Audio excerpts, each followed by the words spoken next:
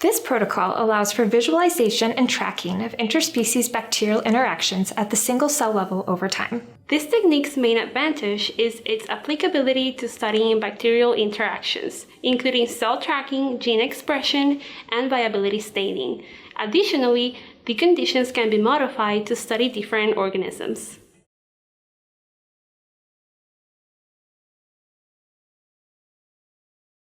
To begin, prepare agarose pads by melting 2% low-melt agarose in 10 milliliters of bacterial growth media in a clean 50 milliliter Erlenmeyer flask. Microwave the flask in short intervals until the agarose is in solution.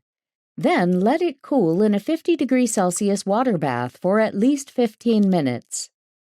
Align a silicone cutout with the opening in a 35 millimeter dish. Then flip the dish and lightly tap the silicone cutout with a spatula to secure it to the dish and to remove any air bubbles. Once the agarose has cooled, pipette 915 microliters of molten agarose into the mold and let the pad dry.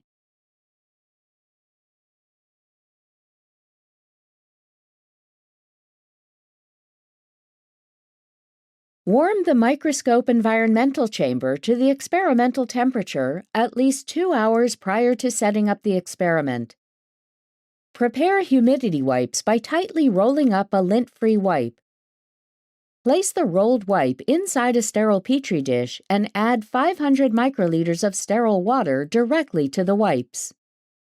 Warm the wipes, pads, and a sterile 35 millimeter dish to the experiment.